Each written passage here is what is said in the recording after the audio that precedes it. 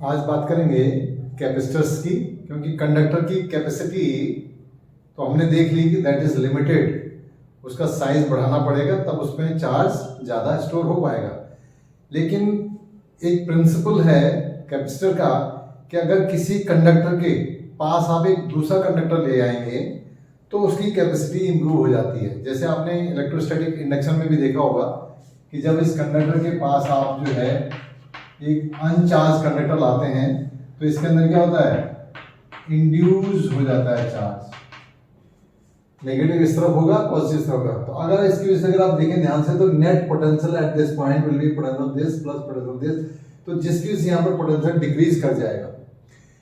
और अगर हम इसको अर्थिंग कर देंगे, अर्थिंग कर देंगे मतलब यहाँ से चार्ज क्या हो जाएगा, पॉजिटिव चार्ज जो फ्री चार्ज है वो सब नीचे चला जाएगा अर्थ में, तो इसकी वजह से ये नेगेटिव पोटेंशियल की वजह से यहाँ पर पोटेंशियल डिक्रीज कर जाएगा।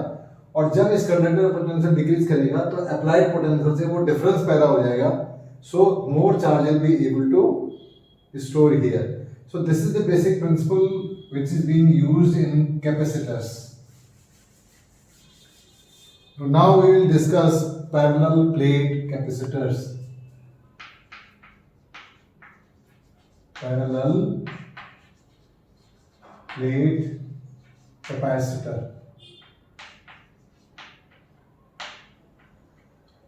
तो पैरेलल प्लेट कैपेसिटर मीन्स कैसे होगा कि हम यहां एक कंडक्टिंग प्लेट होगी, उसके साथ ही यहाँ एक दूसरी प्लेट हम रख देंगे और इनके बीच का जो डिस्टेंस है वो डी रखा है, देयर इज सम सेपरेशन। ये आपकी चार्ज की जाएगी और ये आपकी अर्थिंग कर दी जाएगी, यानी नेगेटिव यहाँ हो जाएगा।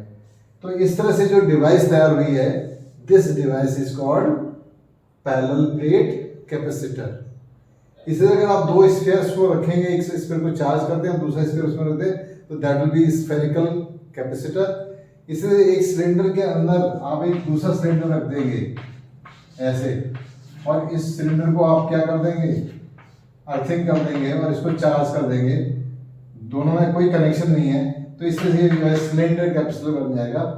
तो हमारा यहाँ पर हमने डिस्कस करना है केवल पैरेलल प्लेट कैपेसिटर। तो अब इस पैरेलल प्लेट कैपेसिटर की हम कैपेसिटी ढूंढते हैं कितनी आती है। तो अब कैपेसिटी और कैपेसिटेंस, ये जो कैपेसिटर है ये क्या काम आते हैं, टू स्टोर चार्ज। आपने देखा भी होगा, जो वहां पर आपने देखा कैपेसिटर लगा होगा, इस तरह से आपकी जो मोटर लगी है पानी की उसमें भी कैपेसिटर लगा होगा। तो this capacitor is just used to store charge.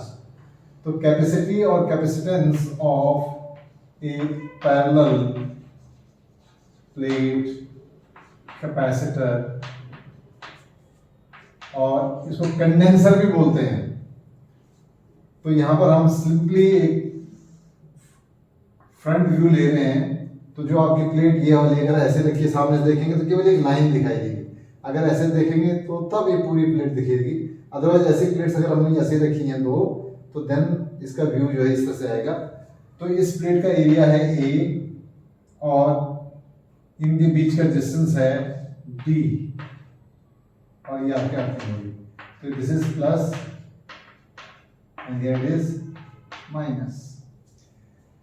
हमने पढ़ा है गॉस थ्योरम की एप्लीकेशन में कि electric field between these two plates of the capacitor is sigma by epsilon not. Electric field between the plates of parallel plate capacitor where the charge density is here sigma और यहाँ पर minus sigma. तो इसके अंदर जो electric field होता है that is sigma by epsilon not. और वैसे शीट का बेसिकली क्या होता है, आपने देखा था कि it was sigma by 2 epsilon not. तो एक यहाँ पर है, दूसरे को इसका sigma by epsilon not minus दूसरे का सिग्मा 2 और माइनस माइनस प्लस हो जाता है, इसलिए 2 सिग्मा बाई 2 एप्सिलॉन नॉट आ जाता है, जिसकी वजह से इलेक्ट्रिक फील्ड जो है between the plates of a parallel plate capacitor is sigma by epsilon not. उसको एक बार रिवाइज करेंगे तो आपको समझ आ जाएगा ये सिग्मा बाय एप्सिलॉन नॉट कहाँ से आया। अब what is the relationship between electric field and potential? The relationship between electric field and potential is E equals to V by T. So electric potential V will be equal to E into D, and this E is sigma by epsilon naught into D, and the capacity is defined as Q by V, and Q अगर किसी this is charge density, this is charge surface density, so charge is equal to nothing but sigma into area. The area of the plate is there, so Q will be equal to sigma into A upon V is sigma D upon epsilon naught. So sigma will cancel out and it will be epsilon naught A by D. So the capacity of the parallel plate capacitor is epsilon naught A by D. So the capacity is directly proportional to the area and inversely proportional to the separation between the two plates. तो जैसे जैसे हम इनका area बढ़ा देंगे तो capacity बढ़ जाएगी, जैसे जैसे इनके बीच का डिस्टेंस रिड्यूस कर देंगे तो कैपेसिटी बढ़ जाएगी। तो there are two factors now by which we can control the capacity. आपके जो रेडियो के अंदर जो गैंग कैपेसिटर लगा होता है उसमें भी ये होता है कि प्लेट्स ऐसे एडजस्ट होती हैं, वो अभी हम बात करेंगे जो कॉम्बिनेशन की वजह से होता है वो, तो एरिया रिड्यूस होता है, डिस्टेंस रिड्यूस हो रही है और कैपेसिटर्स को भी कनेक्शन में आ रहे हैं, तो जिसकी वजह से वो ऐसा किया जा सकता है। सो this is the capacity of the parallel plate capacitor. एक बार फिर से अगर आप ध्यान से देखें कि ये प्लेट है जो पॉजिटिवली चार्ज है और दूसरी प्लेट जो है वो आर्थिंग की हुई है, तो यहाँ पर नेगेटिव इंड्यूस हो जाता है, तो यहाँ पर इलेक्ट्रिक फील्ड जो डेवलप होगा between the plates that remains constant, क्योंकि इलेक्ट्रिक फील्ड क्या है, यूनिफॉर्म फील्ड है। ये देखिए ऐसे आ रही लाइंस, तो ये यूनिफॉर्म फील्ड है, तो यहाँ पर सब जगह क्या है, सेम रहेगा, and that is equal to sigma by epsilon not. फिर ई की इक्वल टू ई और वी में जो रिलेशनशिप है E is equal to V by D, यानी ग्रेडियंट पोटेंशियल ग्रेडियंट भी कहलाता है ये। तो वी बाय एल और V by D is equal to E, so V equal to E into D, E की वैल्यू हमने डाल दी sigma by epsilon not into D. Then we also know that capacity is equal to Q by V, ये अभी हमने पढ़ा था capacity of conductor के अंदर, तो क्यू बाय वी हमने पढ़ा है, तो क्यू की वैल्यू होता है सिग्मा इनटू ए और वी की value sigma D by epsilon not, sigma से सिग्मा कैंसिल हो जाएगा, epsilon not A by D, ये एप्सिलॉन ऊपर चला जाएगा, so the capacity is epsilon not A by D. तो यहाँ पर हमारा जो कैपेसिटी है उसको दो फैक्टर के ऊपर डिपेंड कर रहा है, एक है एरिया, अगर आप एरिया और कैपेसिटी में ग्राफ खींचेंगे that will come straight, capacity और डी में अगर आप ग्राफ खींचेंगे तो it will come like this.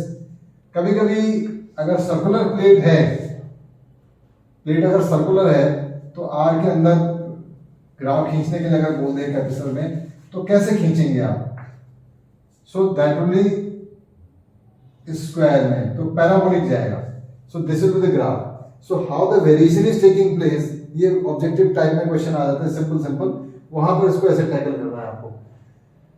So this is how the area. इसी के ऊपर हमने एक क्वेश्चन पूछा था कि फैराड इज इम्प्रैक्टिकल यूनिट और big unit, you can just prove this also.